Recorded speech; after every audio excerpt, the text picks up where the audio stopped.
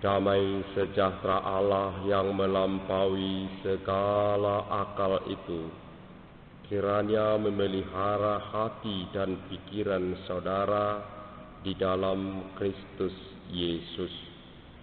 Amin. Saudara-saudara yang dikasihi Tuhan Yesus Kristus, firman Tuhan yang akan menyapa kita diambil dari kitab Yesaya pasal 63 ayat 7, 8, dan 9. Yesaya pasal 63 ayat 7, 8, dan 9. Demikian firman Tuhan. Aku hendak menyebut-nyebut perbuatan kasih setia Tuhan, perbuatan Tuhan yang masyhur sesuai dengan segala yang dilakukan Tuhan kepada kita dan kebajikan yang besar kepada kaum Israel yang dilakukannya kepada mereka sesuai dengan kasih sayangnya dan sesuai dengan kasih setianya yang besar. Bukankah ia berfirman, sungguh merekalah umatku, anak-anak yang tidak akan berlaku curang. Maka ia menjadi juru selamat mereka.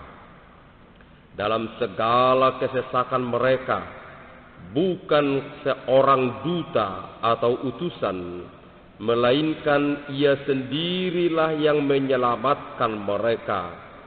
Dialah yang menebus mereka dalam kasih-Nya dan belas kasihan-Nya. Ia mengangkat dan menggendong mereka selama zaman dahulu kala. Demikian firman Tuhan. Minggu ini adalah minggu perayaan, merayakan anugerah Tuhan. Tapi saya nggak tahu adik-adik remaja ini dan ibu bapak juga datang dari rumah tadi, rasanya mau ke pesta atau gimana? Ada tadi rasanya gue mau ke pesta nih, gitu. Coba deh, ada yang ngerasain gitu? Gak apa-apa, mungkin tidak. Tapi hari ini, saat ini kita diajak, kalau kita ada di sini, kita sedang berpesta. To celebrate the grace of God. Merayakan anugerah Allah. Jadi bagaimana caranya? Pada kesempatan ini kita boleh sejak flashback kembali sejenak. Flashback dengan slow motion. Jadi kita lihat kembali perjalanan hidup kita sepanjang 1 tahun dengan gerak lambat. Kira-kira apa sih yang bisa kita lihat? Ada yang ingat enggak? Atau sama sekali enggak ingat apa-apa? Jadi seperti komputer yang kena virus, blank deh, enggak ada apa-apa. Apa yang terjadi di sana? Itu bisa kita kategorikan dalam 2 kategori. Kita menjalani perjalanan hidup suka dan duka. Hanya yang beda, ada mungkin yang dukanya lebih banyak, ada yang sukanya lebih banyak. Siapa yang merasa perjalanan hidupnya sepanjang tahun ini dukanya lebih banyak? Ayo. Ada yang merasa perjalanan hidupnya dukanya lebih banyak? Kalau enggak ada yang duka lebih banyak, berarti yang sukanya lebih banyak aja. Berarti semua kita sukanya lebih banyak. Puji Tuhan deh. Haleluya. Tapi kalaupun perjalanan hidup kita suka dan duka, itu pada saat ini mengantar kita untuk bersyukur, berterima kasih. Thanks be to God. Terima kasih Tuhan. Perjalanan hidup yang telah saya lalui mengantar saya sehingga saya ada di sini. pengalaman yang suka atau pengalaman yang duka, semuanya itu menunjukkan anugerah Tuhan yang pantas disyukuri. Nah, jadi sekali lagi lihat deh, perjalanan hidup 1 tahun ada suka ada duka. Lalu suka duka itu akumulasikan dalam hatimu, apakah yang dihasilkannya? Terima kasih Tuhan. Atau kamu bersungut-sungut, tahun ini deh susah banget, kesal deh gitu. Gimana dong? Firman ini mengajak kita, kalau kamu melihat masa lalumu, lihatlah itu dalam perspektif anugerah Tuhan yang pantas dirayakan. Ada suka, ada duka. Ada saat-saat berhasil, ada saat-saat gagal. Ada saat-saat tertawa terbahak-bahak. Ada saat-saat menangis terisak-isak. Ada saat-saat hidup ini rasanya begitu meriah, seperti di hipermarket. Tapi ada rasanya hidup ini begitu sepi, seperti di padang belantara. Tapi semua perjalanan hidup itu dimaknai oleh orang percaya sebagai perwujudan anugerah Allah yang pantas disyukuri. Kalau sukses ya, semua orang tahu bersyukur. Tapi kalau gagal masa syukur? Gagal masa perwujudan anugerah Tuhan? Ada pertanyaan seperti itu. Tapi tidak. Sekali lagi, suka duka itu adalah seperti siang dan malam. Kalau kamu hanya bersyukur siang, ngomel malam, wah, siang itu nggak ada maknanya. Siang dan malam itu sama nilainya. Coba bayangkan hidupmu hanya siang melulu, nggak ada malam, akan jadi bagaimana hidup ini? Atau coba malam melulu, nggak ada siang, gimana hidup ini? Kemarau dan hujan, coba deh. Kalau kemarau melulu, orang juga ngomel. Coba kalau hujan melulu, banjir seperti di Jakarta Utara. Jadi siang dan malam adalah saling melengkapi dalam kehidupan. Suka dan duka saling melengkapi dalam kehidupan. Bagaimana kita memaknainya? Coba mungkin saya ambil contoh seperti ini.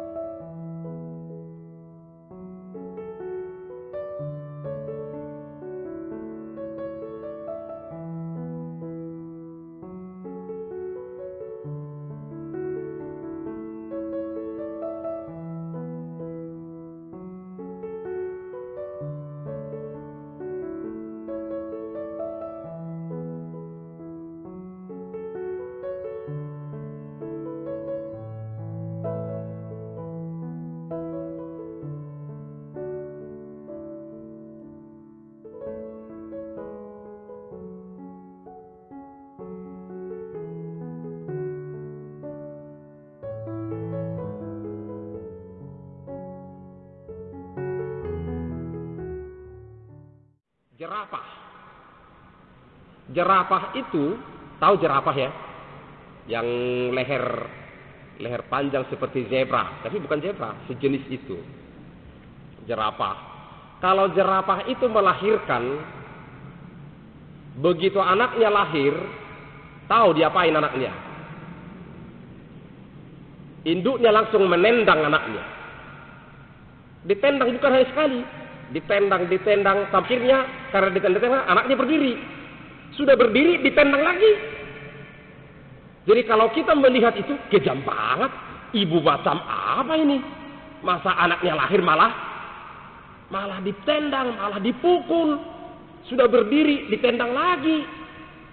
Kok kejam banget, kok sadis banget. Betul deh, binatang ini jerapah gitu. Rupanya ibunya bukan buas, bukan ganas. Karena jerapah itu hidup di tengah-tengah lingkungan yang buas. Ada harimau, ada singa, ada serigala, ada beruang, ada anjing hutan yang bisa memangsa anaknya.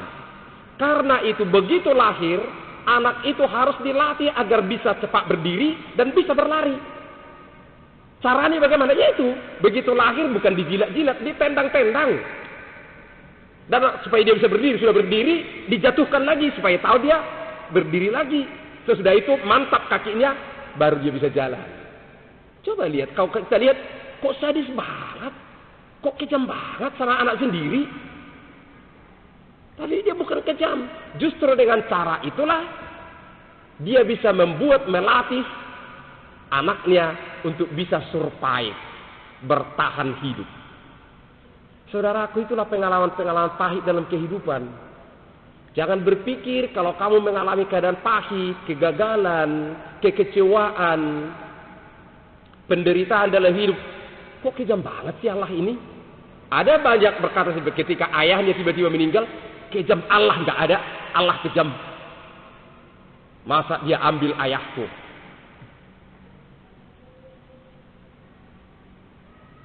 Ketika penderitaan, ketika dia gagal, lalu dia kejam sekali. Nggak usah deh, nggak usah ke gereja lagi. Ada orang seperti itu. Dia merasa Allah itu kejam. Tapi bagi orang percaya,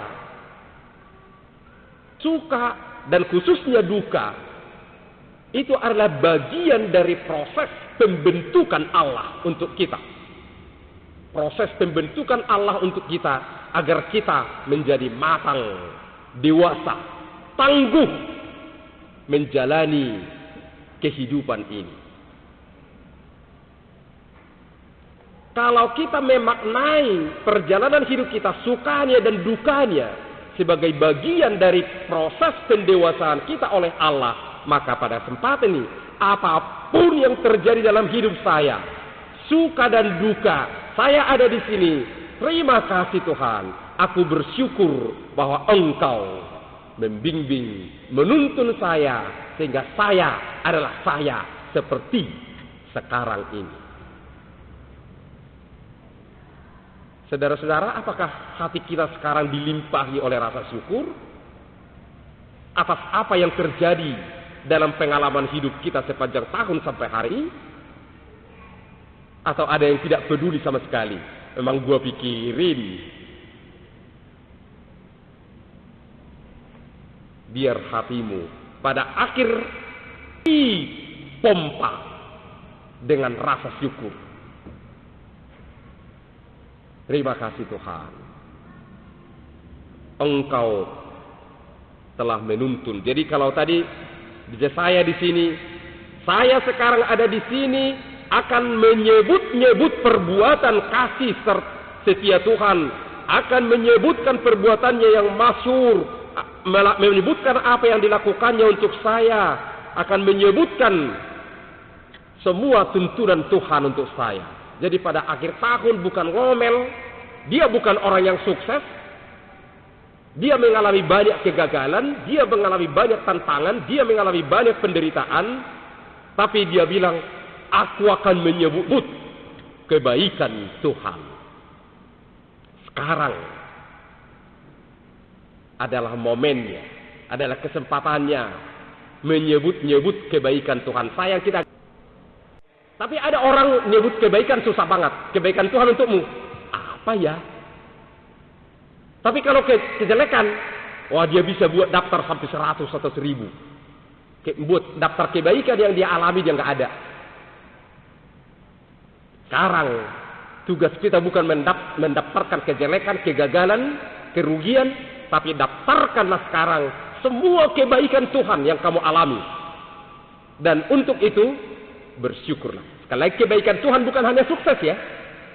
Kebaikan Tuhan juga ada dalam pergumulan-pergumulan yang sedang kita alami. Itu yang pertama. Rayakan anugerah Tuhan dengan melihat perjalanan hidup dengan penuh syukur. Yang kedua, rayakan anugerah Tuhan dengan memandang ke depan penuh harapan. Coba deh pandang ke depan, akan jadi gimana? Pandanglah ke depan, songsong hari esok dengan penuh harapan. Kenapa? Tadi Tuhan berkata dalam bahasa Batak lebih enak, dia bahasa Indonesia nggak begitu terasa. Disebut tadi dalam bahasa Indonesia, ia menjadi juru selamat mereka dalam segala kesesakan mereka, katanya. Tapi dalam bahasa Batak, dinasa hagugutun nasida, doho ibana tergugut. Ngerti nggak bahasa Batak sih? Dinasa hagugutun nasida, doho ibana tergugut. Jadi artinya kalau itu diterjemahkan langsung bahasa Indonesia, terjemahan bebas, dalam segala penderitaannya, dia ikut menderita. Dalam segala kesedihannya, dia ikut sedih. Dalam segala kesusahannya, dia turut merasa susah. Siapa? Allah. Jadi kita boleh menatap masa depan dengan penuh harapan karena kita bersama dengan Allah yang mau dan sudah merasakan semua suka duka kehidupan kita. Allah yang mewujudkan diri dalam Yesus Kristus adalah Sang Immanuel. Immanuel itu artinya apa? Immanuel apa artinya? Allah bersama dengan kita. Jadi kita pandanglah masa depan dengan penuh harapan. Kenapa? Karena kita akan berjalan ke sana bersama dengan Allah. Contoh ini, siapa yang sudah pernah mendaki gunung? Siapa yang sudah pernah mendaki gunung? Belum. Ada yang berencana? Ada yang berencana mendaki gunung? Nah, coba contoh begini. Kalau gunung yang pendek-pendek sih nggak masalah. Kalau Jaya Wijaya, di mana itu? Gunung Jaya Wijaya yang ada es abadinya, di mana itu? Jayabaya atau Jaya Wijaya? Nah, di Irian Jaya ya. Ada es abadinya. Kalau kamu mendaki gunung ke sana, sekarang seperti sekarang, kamu disuruh pergi, ini semua perlengkapanmu pergi. Berani enggak? Berani enggak? Enggak berani. Saya juga enggak berani. Tapi kalau dibilang sudah ada orang yang dari sana berhasil mendaki gunung itu, dia akan menuntun kamu ke sana. Ayo saja, siapa takut? Siapa takut? Walaupun saya belum pernah ke sana, walaupun saya tahu medannya susah, perjalanannya sulit, tantangannya banyak, tapi karena ada orang yang akan selalu menyertai saya ke sana, yang mengerti jalan, mengerti medan, ayo saja. Seperti itulah hidup kita. Kita nggak perlu takut ke depan. Karena kita akan selalu didampingi, disertai, dituntun, bahkan disebut digendong oleh Allah. Memasuki hari esok itu.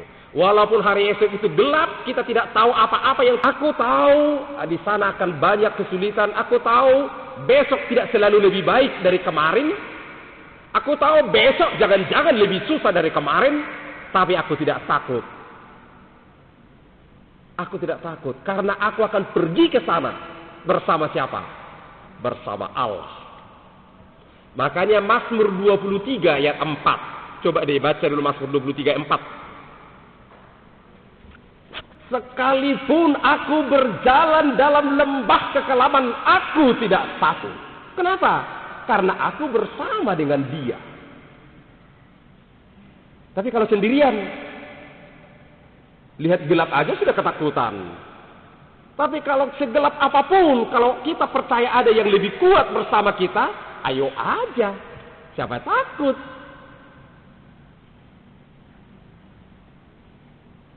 Allah tidak pernah menjanjikan hari besok akan lebih baik dari kemarin. Tidak. Tapi Allah berjanji, apapun yang terjadi besok, aku akan selalu bersamamu. Aku tidak akan pernah meninggalkanmu. Karena itu rayakan hari ini dengan memandang ke depan penuh harapan. Karena saya akan selalu bersama dengan Allah. Saudaraku, hati kita akan menjadi sangat lega.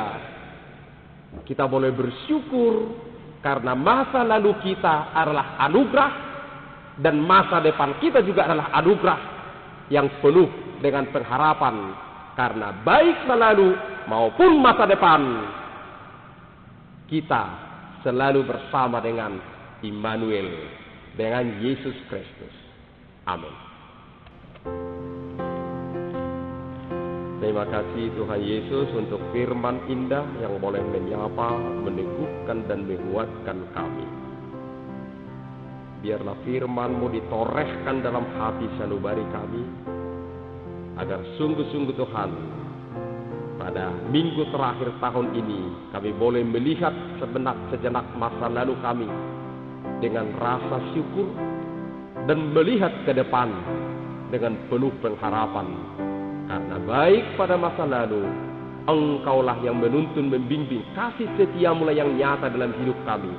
Dan baik pada masa depan, walaupun masih gelap, tidak tahu apa yang terjadi, kami percaya, kami tidak takut, karena kami bersama dengan Allah yang tidak akan pernah meninggalkan kami.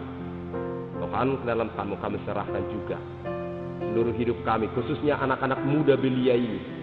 Tolong Tuhan, ajari mereka agar mereka boleh mensyukuri perjalanan masa lalunya sebagai perwujudan anugerah-Mu, dan agar dengan gagah berani mereka memasuki hari esok yang penuh tantangan dengan penuh harapan karena bersama dengan Engkau.